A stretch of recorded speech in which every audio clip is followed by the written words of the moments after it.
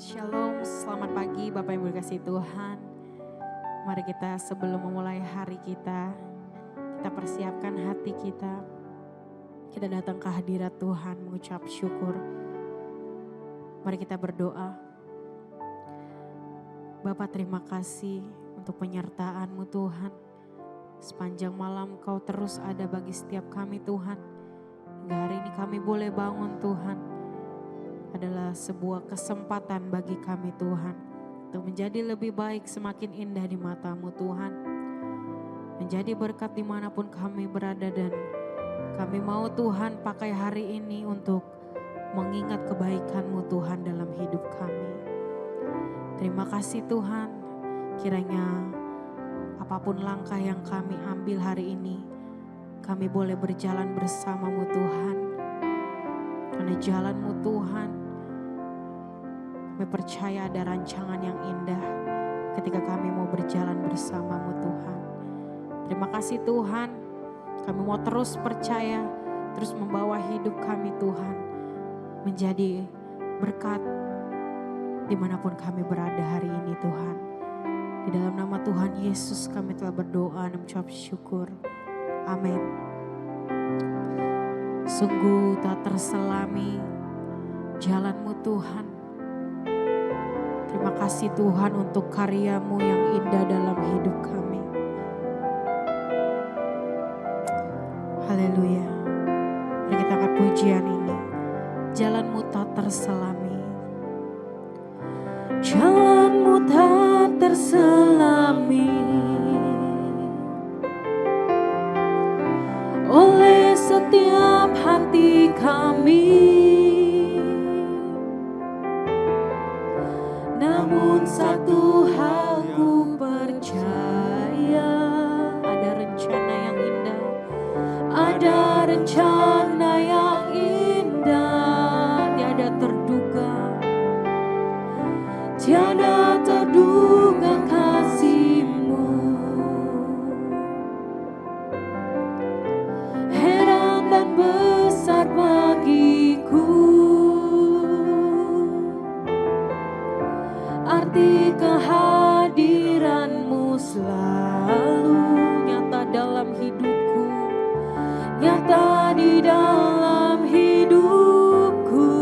Penyertaan-Mu sempurna, rancangan-Mu penuh damai, aman dan sejahtera walau di tengah badai.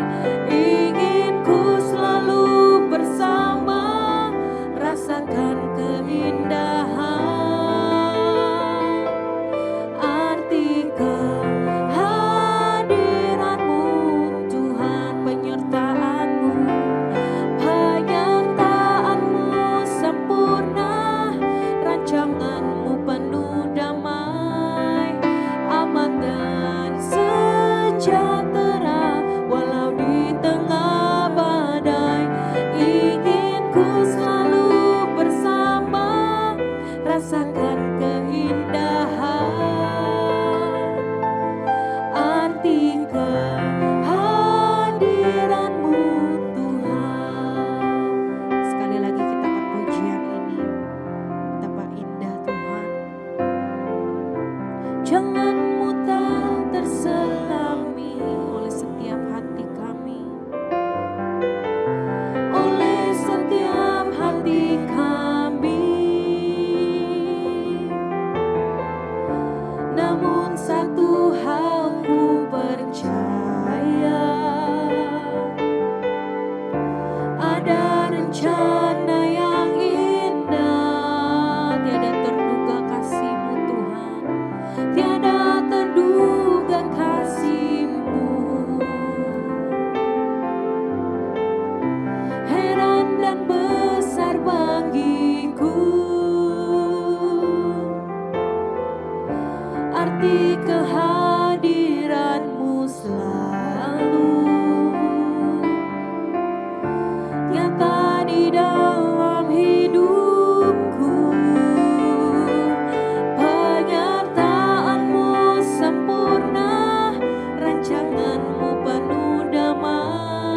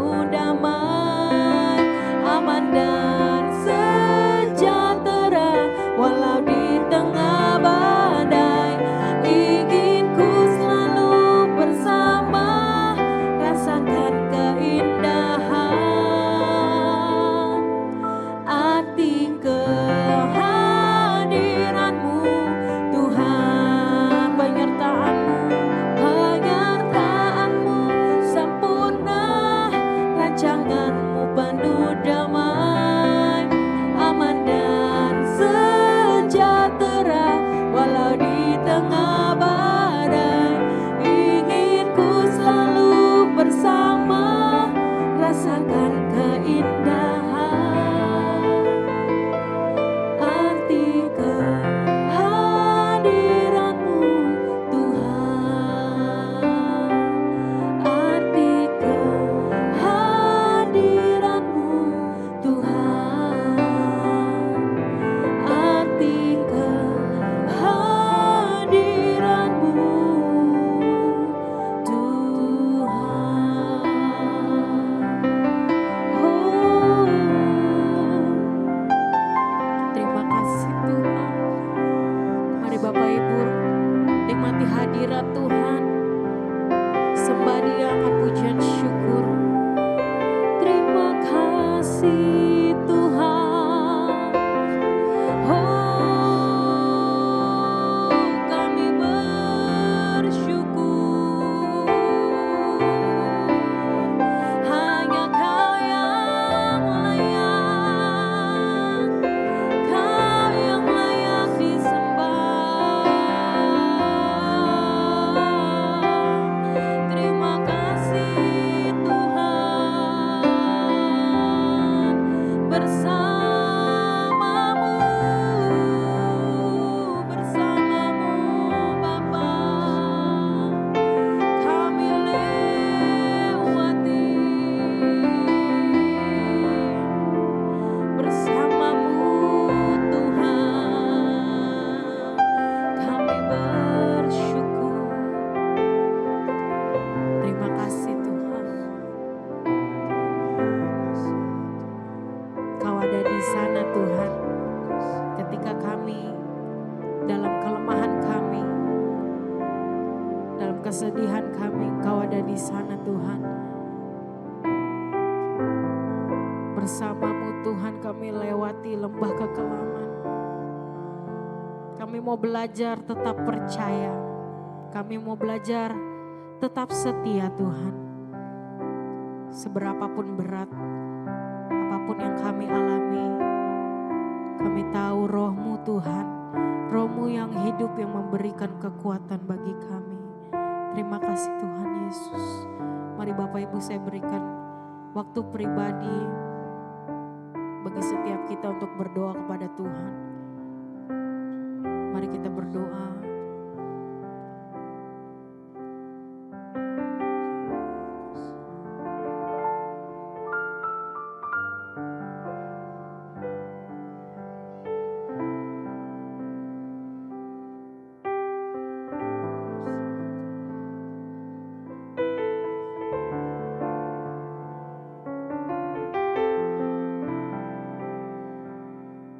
Terima kasih Tuhan, Kau Allah yang berdaulat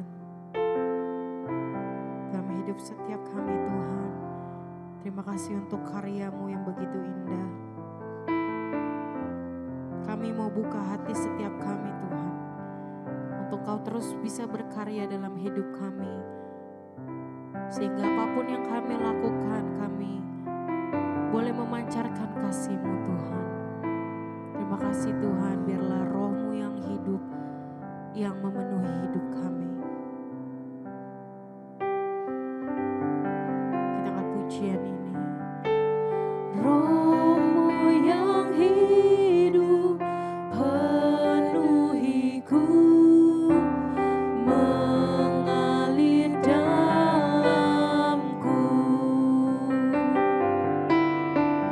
Jiwaku tenang bersamamu, dalam naungan-Mu. Ku buka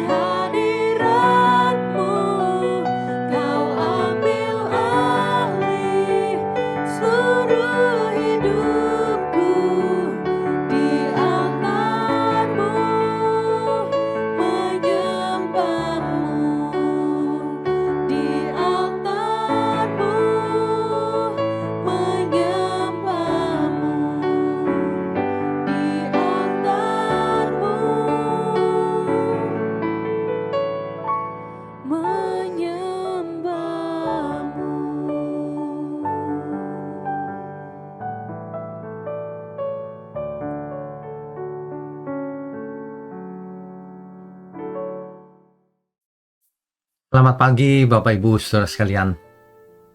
Pagi ini kita akan merenungkan kebenaran tentang baptisan, yaitu jadi kalau seseorang sudah dibaptis, lalu apa yang harus dilakukan? Jangan sampai setelah dibaptis dianggap sudah selesai. Padahal baptisan seperti orang mendaftar sekolah.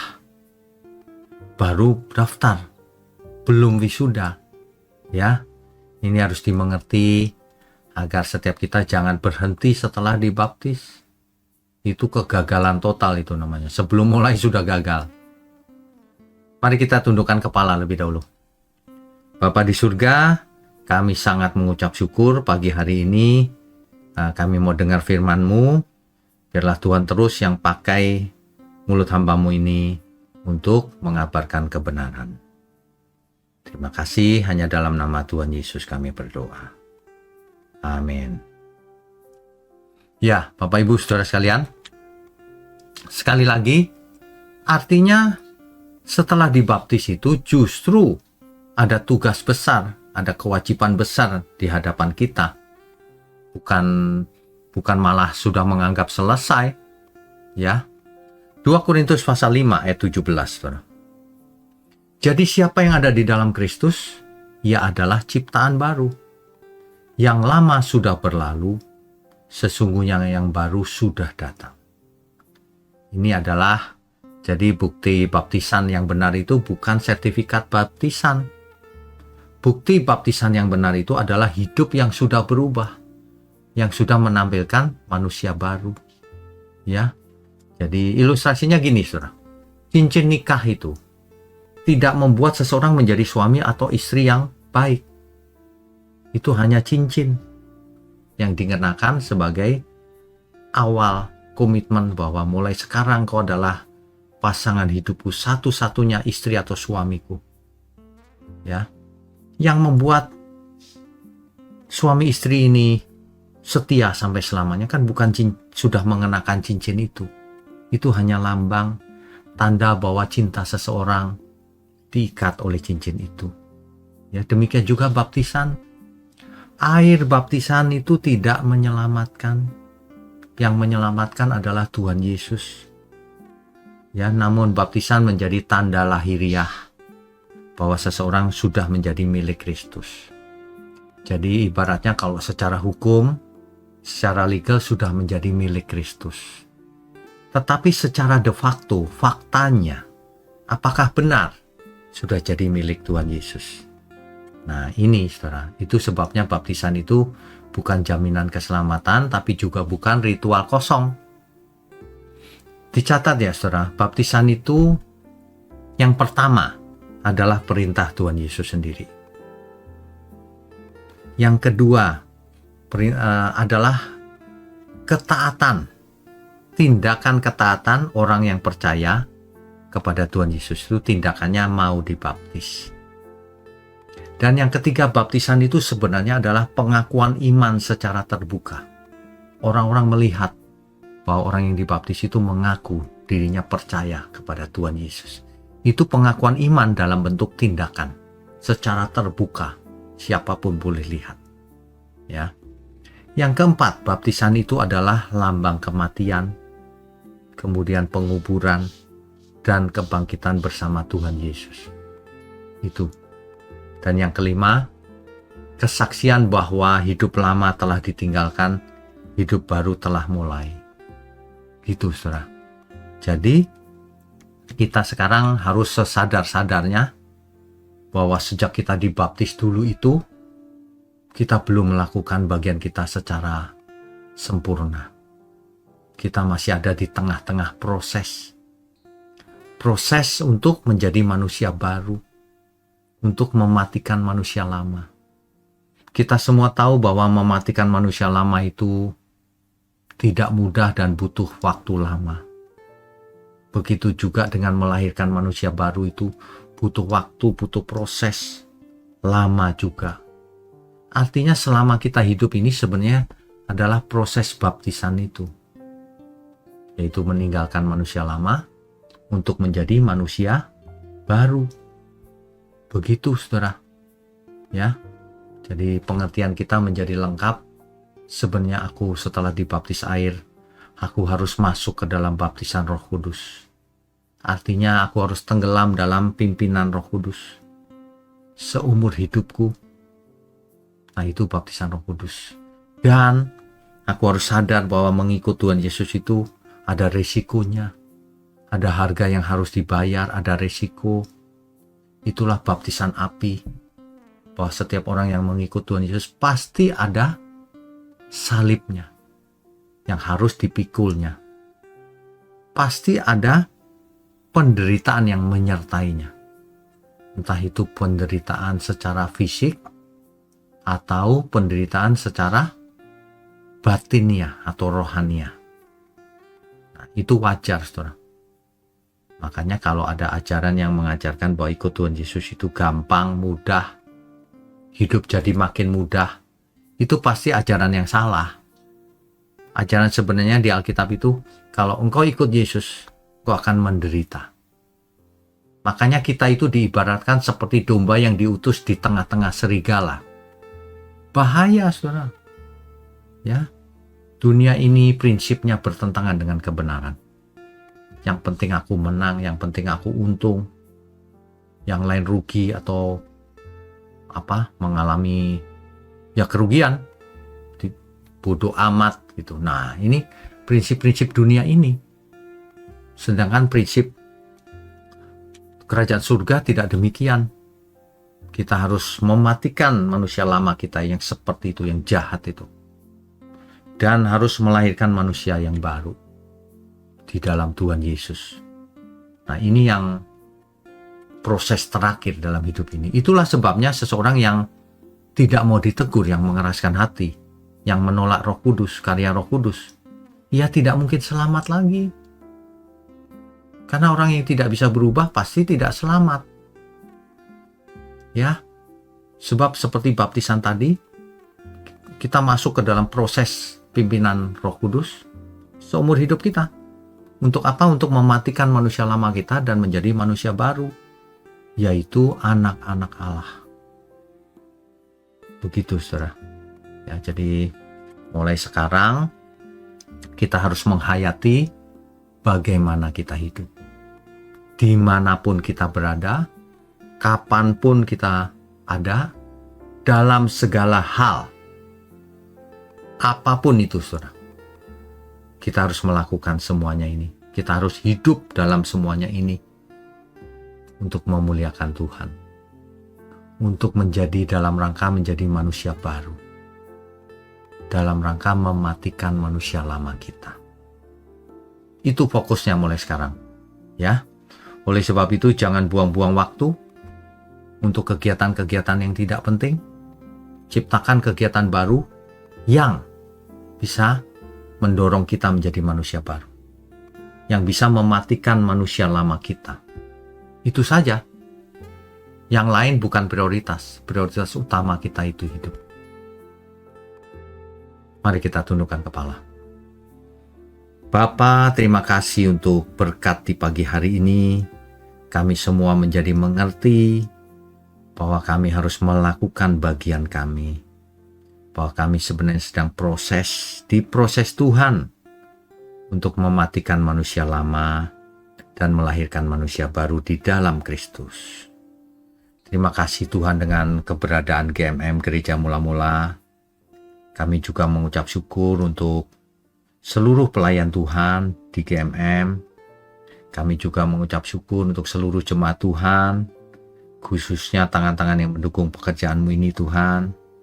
Tuhan berkati keluarga mereka berlimpah-limpah. Tuhan berkati dengan berkat jasmani maupun berkat rohani.